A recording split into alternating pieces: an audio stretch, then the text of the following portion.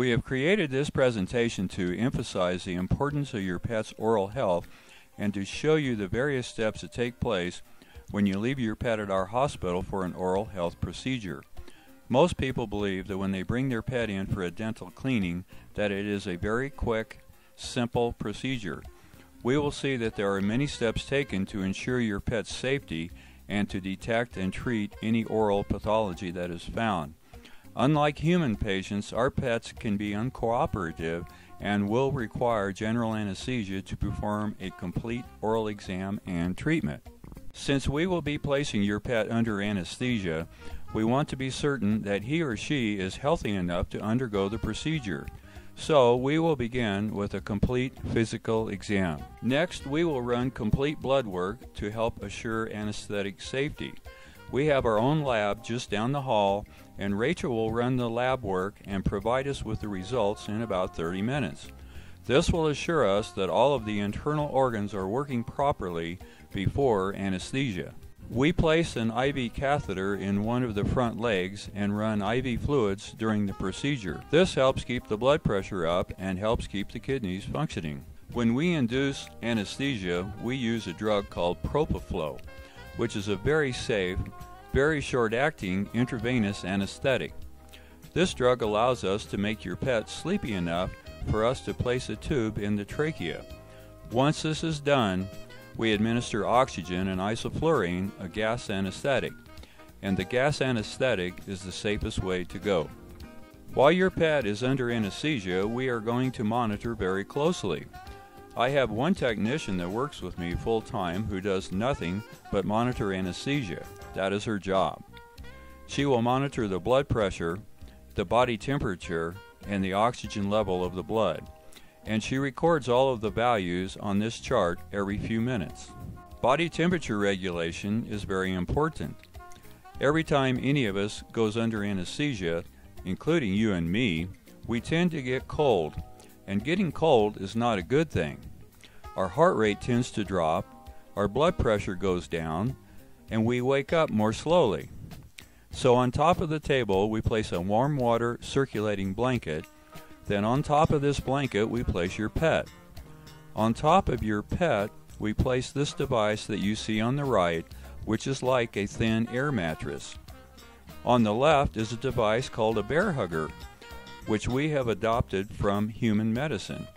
This device creates hot air and blows it through the air mattress.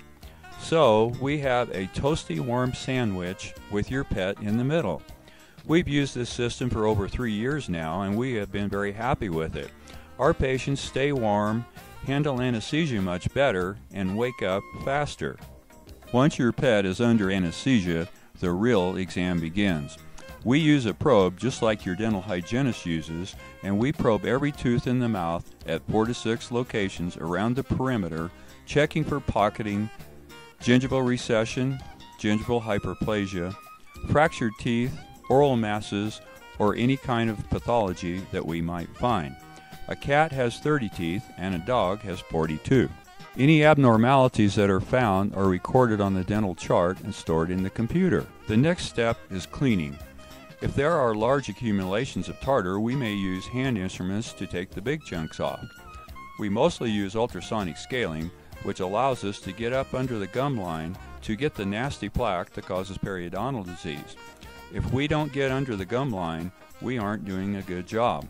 Unfortunately, as we are cleaning the teeth, we are also roughening the surface of the teeth, and this allows the plaque to come back quicker, attach to the rough surface, and start the whole process all over again. So, it is very important that we polish the teeth to smooth the surface and delay the return of the plaque. And that's exactly why the dental hygienist polishes your teeth too. Digital radiography is the most important tool that we have available to detect dental disease. In fact, 60% of dental disease is hidden beneath the gums and cannot be seen without taking x-rays. So if we suspect any dental pathology, we are going to take x-rays. In a perfect world, we would all brush our pets' teeth once a day. In fact, this is the most important thing you can do for your pet's oral health. However, if for some reason you can't brush or your pet will not cooperate, We have a product called Orovet, which is a brushing substitute. If you are brushing, you are removing plaque from the teeth, just like we do with our own teeth. With Orovet, instead of removing plaque, we are placing a waxy barrier on the teeth to keep the plaque from attaching to the teeth in the first place. This barrier consists of about 100 layers, and once the plaque attaches to the barrier, these layers come off one at a time, taking the plaque away from the tooth. It's not as good as brushing, but it's way better than not doing anything. And it's not as demanding as brushing. It only needs to be applied by you at home once a week. If you want to try both, you can use Orovet and still brush. You cannot remove Orovet by brushing. Periodontal disease is the most common disease of any kind in the dog, cat, and human being. And this does not just mean the most common oral disease, it means the most common disease anywhere in the body. It is so common that 80% of dogs and 70% of cats over 2 years of age have some degree of periodontal disease. So there's a pretty good chance that we may find periodontal disease in your pet during the exam under anesthesia. Periodontal disease is also important because studies have shown that this infection can hop into the bloodstream, hitch a ride, and cause infections in the heart, liver, and kidneys. Treatment of periodontal disease depends on the extent of the disease.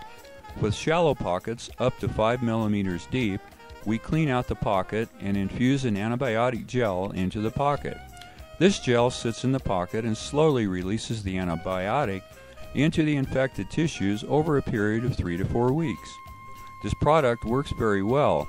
We have used it for about 8 years now, and we are very happy with it. In more severe cases with deeper pockets and bone loss, we need to do periodontal surgery to clean out the pocket and then place a synthetic bone graft into the defect in the bone. Over a period of 4 to 6 months, this defect is filled with real bone. Another great product that works very well. We are also very big on pain management. We give pain medications as part of the pre-anesthetic, and we refer to this as preemptive analgesia, which basically means that we give them good drugs before we do anything painful. And the drugs work much better this way than doing a painful procedure first and then giving the pain medication later on. If you do that, you're always a step behind the pain, and it is hard to catch up. If we do an extraction or other painful procedure, we also block the nerve going to the tooth, just like your dentist does. And we give other pain medications as well. So since we are able to control pain with these injections, we don't need to rely as much on the general anesthesia for pain control. So we don't need to keep the patient as deep under general anesthesia. Therefore, this becomes a safety factor as well.